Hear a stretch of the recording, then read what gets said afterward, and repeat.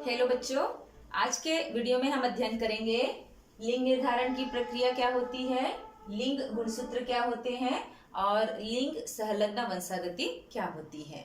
तो जितने भी विकसित जीवधारी हम देखते हैं इनमें शारीरिक द्विरूपता पाई जाती है, अर्थात शरीर की बनावट के आधार पर ये क्या रहते हैं, अलग अलग शारीरिक संरचना को प्रदर्शित करते हैं। इसके साथ ही साथ इनमें जो गुणसूत्र होते हैं वो भी भिन्न भिन्न प्रकार के होते हैं। तो जो शारीरिक द्विरूपता प्रदर्शित करने वाले जो जीव होते हैं उनमें जो गुणसूत्र पाए जाते हैं यह कुछ इस प्रकार से होते हैं कि इनमें पाए जाने वाले गुणसूत्र जो होते हैं उसमें से कुछ गुणसूत्र जो होते हैं वे कहलाते हैं अलिंगी गुणसूत्र और कुछ गुणसूत्र जो होते हैं वे कहलाते हैं लिंगी गुणसूत्र। अलिंगी गुणसूत्र जो होते हैं इनको ऑटोसोम्स कहा जाता है या इनको कायिक गुणसूत्र भी कहा जाता है, और लिंगी गुणसूत्र जो होते हैं ये कहलाते हैं एलोसोम्स या इनको सेक्स क्रोमोसोम भी कहा जाता है। ये कायिक गुणसूत्र जो होते हैं या अलिंगी गुणसूत्र जो होते हैं यह नर और मादा दोनों में एक समान होते हैं। नर में और मादा में दोनों में एक समान होते हैं, एक जैसे होते हैं, परंतु जो लिंगी गुणसूत्र होते हैं वे नर और मादा में भिन्न भिन्न होते हैं। इसी के कारण ही मेल और फीमेल जो होते हैं इनकी शारीरिक संरचना जो होती है वो अलग अलग होती है। तो लिंग गुणसूत्र जो होते हैं वे गुणसूत्र होते हैं जो जीवों में लिंग का निर्धारण करते हैं, अर्थात इन गुणसूत्रों में लिंग निर्धारक जीन उपस्थित होते हैं जिसके द्वारा आने वाली संतति जो होती है उनके लिंग का निर्धारण होता है। सबसे पहले हेकिंग नामक वैज्ञानिक जो थे इन्होंने बताया था 1891 में कि जीवों में कुछ गुणसूत्र होते हैं जिनके द्वारा ही लिंग का निर्धारण होता है। तो इन्होंने कीट पर अपना प्रयोग किया था। कीट में जब यह शुक्र जनन की इनकी प्रावस्था का अध्ययन कर रहे थे तो इन्होंने देखा था कि 50% जो शुक्राणु होते हैं इनमें एक कारक उपस्थित है, जबकि 50% जो शुक्राणु होते हैं इसमें यह कारक उपस्थित नहीं है। तो इस आधार पर इन्होंने उस कारक को एक नाम दिया और कहा एक्स काय। उस कारक को उन्होंने एक्स काय नाम दिया। बाद में यही एक्स काय जो है वह एक्स गुणसूत्र कहलाया। जीवों में पाए जाने वाले लिंग गुणसूत्र जो होते हैं वो एक जोड़ी में पाए जाते हैं। यह मेल और फीमेल दोनों में अलग अलग रूप में पाए जाते हैं।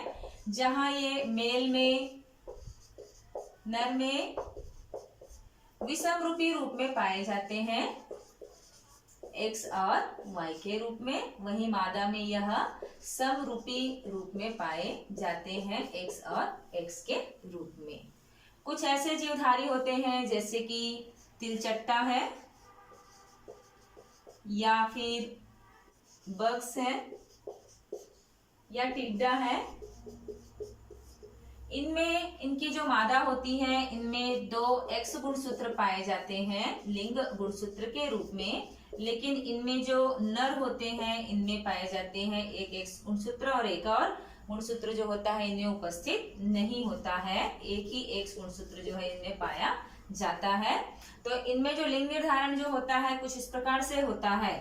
जब ये मादा जो होंगे युग्मक बनाती हैं तो मादा में जो युग्मक बनेंगे वो दोनों एक ही समान होंगे, एक्स प्रकार का और एक्स प्रकार का, जबकि नर जो होंगे इसमें जो युग्मक बनेंगे उसमें भी एक ही प्रकार का युग्मक बनेगा और एक युग्मक जो होगा वो ऐसा होगा जिसमें लिंग निर्धारक गुणसूत्र उपस्थित नहीं होंगे। तो इस प्रकार से इनमें जो एक्स और एक्स आपस में क्रॉस करेंगे तो इससे ये मादा संतति का विकास होगा, और यदि अगर दूसरा एक्स और ये जो लिंग निर्धारक नहीं है तो केवल एक एक्स से ये क्या बन जाएंगे, नर बन जाएंगे, क्योंकि नर में केवल एक एक्स उपस्थित होता है। तो इस प्रकार से इनमें जो टिड्डा है या तिलचट्टा है या बग्स जो होते हैं, इनमें जो लिंग निर्धारक गुणसूत्र होता है वह केवल एक एक्स गुणसूत्र होता है, जिसके द्वारा इनमें नर का निर्धारण होता है। मनुष्य में लिंग निर्धारण की जो प्रक्रिया होती है, इसमें नर व मादा गुणसूत्र की भूमिका होती है।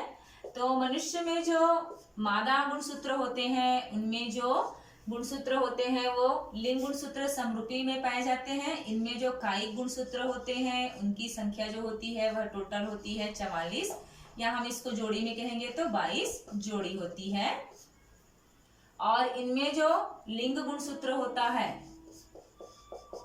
वह होता है एक जोड़ी या दो की संख्या में। दो की संख्या में होता है एक्स और एक्स के रूप में, और या इसको कहेंगे एक जोड़ी। मनुष्य में नर मनुष्य जो होते हैं, इनमें भी जो कायिक गुणसूत्र जो होते हैं, इनकी संख्या होती है 44, या इसको हम 22 जोड़ी कह सकते हैं। और इनमें जो लिंग गुणसूत्र होता है वह होता है एक्स और वाई के रूप में। ये विषम रूपी रूप में पाया जाता है मनुष्य में। ये भी एक जोड़ा कहलाएगा, या संख्या में दो की संख्या में। इस प्रकार से मनुष्य में टोटल 44 धन 2 कितना हो गया, कुल गुणसूत्रों की संख्या हो गई इनमें 46 गुणसूत्र इनमें पाए जाते हैं। मनुष्य के जो नर में पाए जाने वाला जो वाई गुणसूत्र होता है, ये वाई गुणसूत्र जो होता है वह एक्स गुणसूत्र की तुलना में आकार में छोटा होता है, और इनमें उपस्थित जीन्स की संख्या भी एक्स की तुलना में कम होती है। इस वाई गुणसूत्र में एक ऐसा जीन पाया जाता है जो नर होने को प्रतिनिधित्व करता है। तो इसी के कारण वाई गुणसूत्र जहाँ पर जाएगा जिस संतति में, वह संतति जो होगा उसका लिंग बनेगा नर के रूप में। तो यहाँ पर जब नर और मादा गुणसूत्र जो होते हैं, जब इनमें अर्धसूत्री विभाजन होगा, जब प्रजनन की क्रिया होगी तो अर्धसूत्री विभाजन होगा, तो यहाँ पर 44 का आधा गुणसूत्र जो होगा वो 22 होगा, और यहाँ पर डबल एक्स का आधा जो होगा वह हो जाएगा एक एक्स। इस प्रकार से एक युग्मक का निर्माण हुआ। ठीक उसी प्रकार से बाकी 22 और एक बचा एक्स। इस प्रकार से दो युग्मक जो होंगे यह बनेंगे मादा में। तो मादा में जो युग्मक बन रहा है वो दोनों कैसा है, एक समान होता है। जबकि नर में जो युग्मक बनेंगे वो किस प्रकार से बनेंगे, 44 का आधा कर लीजिए 22 और 22, और यहाँ पर एक इसका आधा करेंगे तो एक्स गुणसूत्र एक में आया, इस प्रकार से 23 हो गया, और यहाँ पर वाई गुणसूत्र आया तो यहाँ पर भी हो गया क्या, 23। तो ये हो गए नर में बनने वाले युग्मक, ये मादा युग्मक कहलाया, और ये है नर युग्मक। यहाँ पर अगर मादा युग्मक जो होंगे यह 22x वाले युग्मक के साथ, नर युग्मक के साथ संयुग्मित हो जाते हैं, तो यहाँ पर जो संतति बनेंगे वो कैसे होंगे, 44 धन x x, 22 और 22 क्या हो गए 44, प्लस कर दोगे तो, और 2x। इस प्रकार से 44 प्लस डबल एक्स किसका गुण होता है, मादा का। तो इस प्रकार से ये संतति जो होंगे वो कैसे हो जाएंगी, फीमेल चाइल्ड हो जाएंगी, मादा संतति होंगी। लेकिन अगर वहीं एक मादा युग्मक जो होंगे और नर युग्मक जो होंगे, वाई गुणसूत्र युक्त नर युग्मक अगर आपस में संलयित होते हैं, निषेचित होते हैं, तो इनसे जो संतान उत्पन्न होगा वो कैसे हो जाएगा, 44 धन एक्स वाई। तो इस प्रकार से ये संतति जो होंगे वो क्या हो जाएंगे, नर, क्योंकि इनमें वाई गुणसूत्र उपस्थित है। तो यहाँ पर वाई गुणसूत्र जो होता है वही मुख्य रूप से लिंग निर्धारक होता है, या नर संतति के उत्पन्न होने के लिए जिम्मेदार होता है। तो यहाँ पर जो मादा युग्मक होते हैं वो एक समान होते हैं, जबकि नर युग्मक जो होते हैं दो भिन्न भिन्न प्रकार के होते हैं। इसी के कारण यहाँ पर नर व मादा जो होने की प्रतिशतता होती है वो 50-50% होती है। आरंभ में ये माना जाता था कि लिंग गुणसूत्र जो होते हैं वो केवल लिंग निर्धारण की प्रक्रिया में भाग लेते हैं, लेकिन बाद के वैज्ञानिकों ने पाया कि लिंग गुणसूत्र जो होते हैं वे केवल लिंग निर्धारण नहीं करते हैं, उनमें और भी ऐसे जीन पाए जाते हैं जो एक पीढ़ी से दूसरी पीढ़ी में स्थानांतरित होते हैं और अन्य लक्षणों को प्रदर्शित करते हैं। तो लिंग संलग्नता क्या होता है, वे जीन्स जो लिंग गुणसूत्र में पाए जाते हैं और उसी के साथ वंशागत होते हैं। ऐसे जीन्स जो होते हैं वे लिंग संलग्न जीन्स कहलाते हैं और इसको कहा जाता है लिंग संलग्नता। मनुष्य में लिंग संलग्नता को समझने के लिए हम दो उदाहरण के अंतर्गत इसका अध्ययन करेंगे। एक है हीमोफीलिया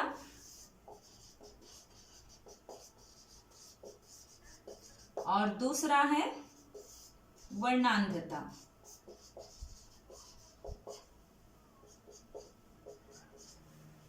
हीमोफीलिया जो होती है एक प्रकार की बीमारी होती है जिसमें व्यक्ति को जब ये रोग हो जाता है तो उनमें रक्त का थक्का नहीं जमता है और जब इस प्रकार इनको जब चोट लग जाती है तो रक्त जो होता है वो लगातार बहता रहता है जो उस व्यक्ति के लिए घातक होता है।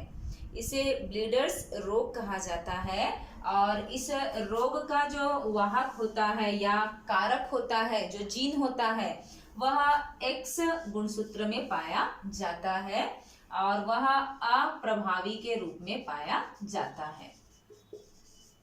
तो जब एक्स गुणसूत्र में यदि कोई हीमोफीलिया बीमारी का कारक जीन उपस्थित है और यह अगली संतति में स्थानांतरित हो जाए तो उस संतति में भी यह बीमारी होने की संभावनाएं होती है। रंग वर्णांधता जो होती है, वर्णांधता, इसमें क्या होता है, व्यक्ति जो होता है वह रंग को पहचान नहीं पाता है, रंग को पहचानने में इनको दिक्कत होती है इस बीमारी के कारण। तो यह रोग जो होता है यह भी, इसका भी जो कारक जीन होता है वह पाया जाता है एक्स गुणसूत्र पर। तो एक हीमोफीलिया की वंशागत की या रंग वर्णांधता की वंशागत की किस प्रकार से होती है, चलिए हम इसको पहले देख लेते हैं। हीमोफीलिया के लिए जो जीन जिम्मेदार होता है वह जीन जो होता है वह अप्रभावी रूप में एक्स गुणसूत्र के ऊपर में पाया जाता है। यदि प्रभावी जीन जो होगा वह उपस्थित होता है तो ये अप्रभावी हीमोफीलिया जीन जो होगा वो अपना प्रभाव नहीं दिखा पाएगा। और अगर इस प्रकार से दो एक्स उपस्थित हो और एक प्रभावी जीन और दूसरा अप्रभावी जीन उपस्थित हो तो इस व्यक्ति को यह रोग जो होता है वह नहीं होता है, क्योंकि ये फीमेल है। देखिए ये डबल एक्स जो है वो किस में पाए जाएंगे, फीमेल में पाए जाते हैं। तो ये फीमेल जो होंगी इनमें यह रोग नहीं होगा, क्योंकि ये किस रूप में उपस्थित है, इनमें अप्रभावी, क्योंकि उसका प्रभावी जो जीन है वो किस में उपस्थित है, दूसरे एक्स में उपस्थित है। तो इस प्रकार से महिलाएं जो होती हैं, मादाएं जो होती हैं, इनमें हीमोफीलिया रोग जो होता है वह नहीं होता है। और ऐसी मादा जिसमें वह रोग का जीन जो होता है अप्रभावी रूप में उनमें उपस्थित होता है, ऐसी मादा जो होती है वो कहलाती है वाहक। अर्थात ये अपने आने वाली पीढ़ी में इस बीमारी के कारक को प्रदान कर सकती है। मेल जो होते हैं उनमें एक एक्स और एक वाई गुणसूत्र पाया जाता है।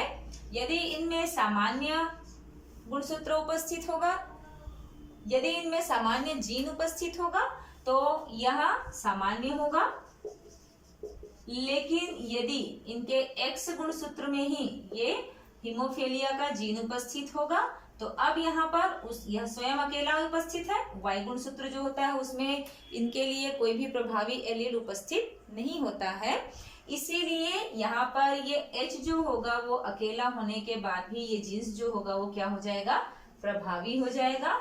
और प्रभावी होने के कारण ये एक्स और वाई नर जो होंगे वो क्या हो जाएंगे, इस बीमारी से पीड़ित हो जाएंगे। और इस प्रकार से नर जो होते हैं इस बीमारी से पीड़ित हो जाते हैं, क्योंकि उनके पास केवल एक एक्स गुणसूत्र होता है और यदि उस एक्स गुणसूत्र में रोग का कारक जीन उपस्थित है तो उनको अप्रभावी करने वाला दूसरा एक्स नर में नहीं पाया जाता है। तो प्रायः महिलाएं जो होती हैं वह लिंग संलग्न बीमारियां जो होती हैं, जो हीमोफीलिया या रंग वर्णांधता, इनकी वाहक होती हैं और नर जो होते हैं वो हमेशा इस बीमारी से पीड़ित होते हैं। तो नर पीड़ित इसलिए होते हैं क्योंकि उनमें एक और प्रभावी एक्स गुणसूत्र अनुपस्थित होता है, जिसके कारण जो अप्रभावी जीन है वह अपना प्रभाव दिखाता है। चलिए देखते हैं कि ये लिंग संलग्न की वंशागत की किस प्रकार से होती है। यदि एक सामान्य पुरुष है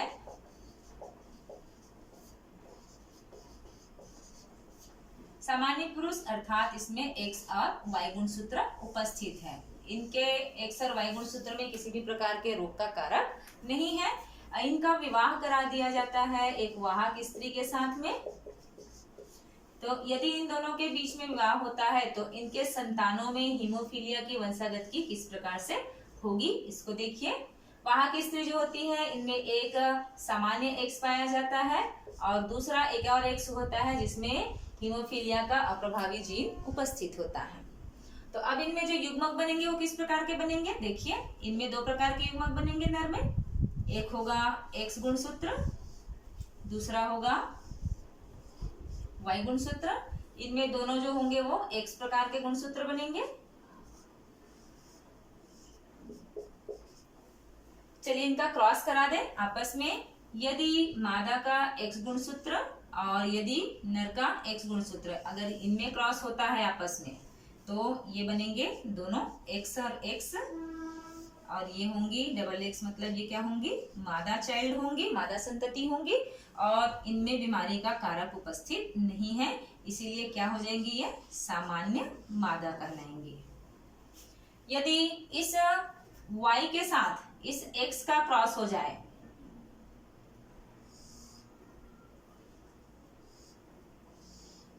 इस प्रकार से, तो x और y,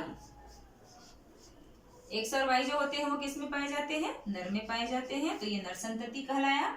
और ये नर संतति जो है इसमें भी कोई भी कारक उपस्थित नहीं है, इसीलिए यह कैसा हो गया, सामान्य नर हो गया। यदि इस एक्स नर में उपस्थित एक्स युग्मक का मादा में उपस्थित कारक युक्त एक्स युग्मक के साथ अगर क्रॉस हो जाए, अगर ये दोनों मिलकर के युग्मनज बनाते हैं तो जो संतति होंगी वो कैसी होंगी, दोनों एक्स है, मतलब ये क्या हो जाएंगी, मादा हो जाएंगी। और चूंकि एक एक्स में क्या है, हीमोफीलिया का कारक उपस्थित है, इसीलिए ये क्या कहलाया, वाहक कहलाया। तो इस प्रकार से नर का अगर सामान्य एक्स और मादा का रोग वाला जीन्स उपस्थित वाला एक्स जो होगा, दोनों क्रॉस करते हैं तो मादा जो होती है वो वाहक होती है। और यदि वाई के साथ इनका क्रॉस कराएं तो यहाँ पर क्या हो जाएगा, एक्स एच और वाई। तो ये एक्स और वाई जो है वो क्या हो गया, नर संतति को प्रदर्शित कर रहा है। और यहाँ पर एच जो है वो इनको अप्रभावी करने वाला दूसरा एक्स उपस्थित नहीं है, इसीलिए ये नर जो होंगे वो कैसे हो जाएंगे, हीमोफिलिक हो जाएंगे, अर्थात ये रोग से पीड़ित व्यक्ति होंगे। तो इस प्रकार से एक सामान्य पुरुष का विवाह यदि एक वाहक स्त्री से हो जाती है तो इनमें 25% सामान्य मादा, 25% सामान्य नर और 25% हीमोफिलिक नर और 25% वाहक मादा संतति होने की संभावना होती है। अगला रोग है रंग वर्णांधता। यह एक ऐसा रोग होता है जिसमें व्यक्ति जो होते हैं वो रंगों में विभेद नहीं कर पाते हैं, खासकर लाल और हरे रंग में ये भेद नहीं कर पाते हैं। तो रंग वर्णांधता जो होती है इनका भी कारक जो होता है वह एक्स जीन में उपस्थित होता है। यदि इनके कारक को हम सी से प्रदर्शित करें तो महिलाएं जो होती हैं इनमें 2 एक्स कारक होते हैं। यदि दोनों एक्स कारक पर रंग वर्णांधता के जीन उपस्थित होंगे तभी ये मादा जो होंगी वह इस बीमारी से पीड़ित होंगी। और यदि केवल एक में ही उपस्थित है, एक सामान्य एक्स उपस्थित है और दूसरा रोग के कारक के जीन वाला एक्स उपस्थित है, तो यह महिला जो होंगी वह वाहक कहलाएंगी। लेकिन पुरुषों में फिर से यह बीमारी जो होती है वह होती है उनको इसलिए क्योंकि उनके पास में अगर एक अप्रभावी रंग वर्णांधता का जीन उपस्थित है और दूसरा जो है वो सामान्य वाई है, तो यहाँ वाई जो होगा उसको अप्रभावी नहीं कर सकता है, इसीलिए ये पुरुष जो होंगे वह क्या हो जाएंगे, बीमारी से पीड़ित हो जाएंगे। और इस प्रकार से इनमें रंग वर्णांधता जो होती है इनकी वंशागत की होती है। अब यदि एक वर्णांध पुरुष है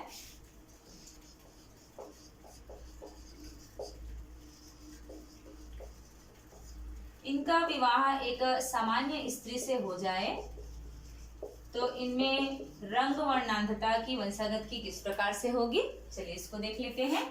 वर्णांध पुरुष है, इसका मतलब इनके X गुणसूत्र पर रंग वर्णांधता का जीन उपस्थित है और इनके पास में Y जीन उपस्थित है।